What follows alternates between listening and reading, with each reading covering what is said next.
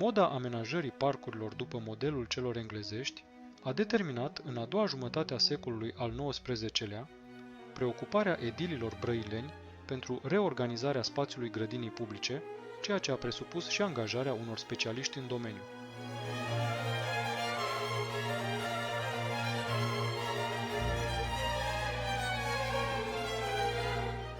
În jurul anului 1860, într-un perimetru situat pe latura de nord-est, se construiesc bufetul, locuința grădinarului și serele.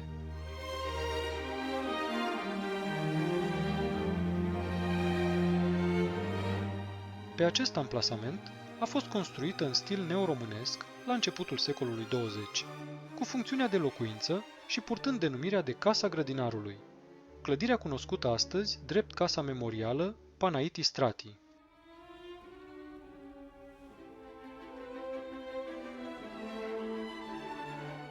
După 1947, clădirea își păstrează destinația administrativă și este trecută în administrarea primăriei Brăila.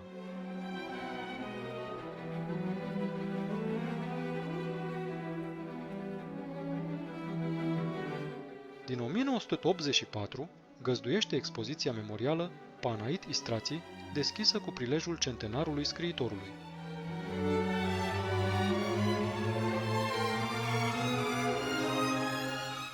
Deși Panait Istratii nu a locuit aici, clădirii i-a fost atribuită această destinație, deoarece niciuna din clădirile în care a locuit nu mai există și autorul prefera spațiul din vecinătatea casei pentru contemplarea Dunării.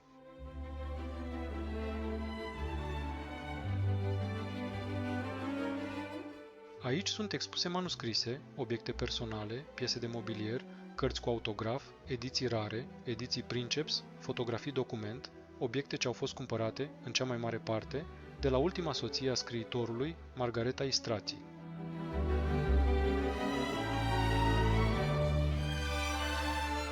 Panait Istratii s-a născut la Brăila în 1884, dintr-o mamă româncă și un tată grec.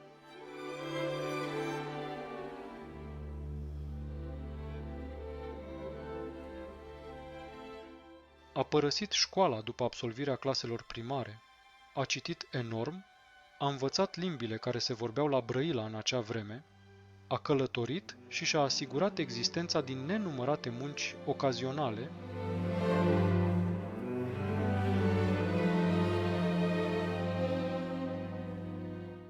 La începutul anilor 1920, Panait Istrații a devenit rapid unul dintre cei mai cunoscuți scriitori ai lumii.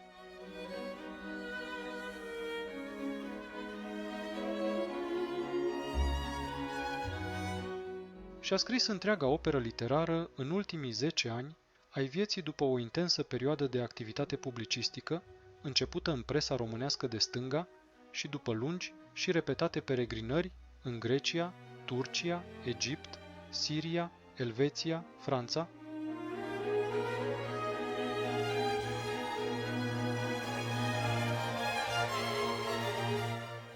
Cu puține excepții, și-a scris opera direct în franceză, păstrând însă atmosfera, gândirea și particularitățile de limbaj ale culturii române.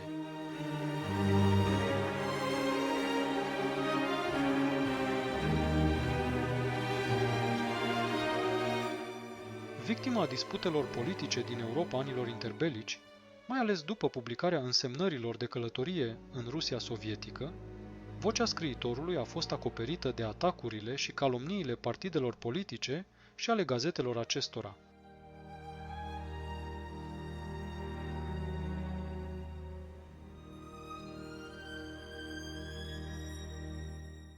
Izolat și demoralizat, s-a întors la începutul anilor 30 în România.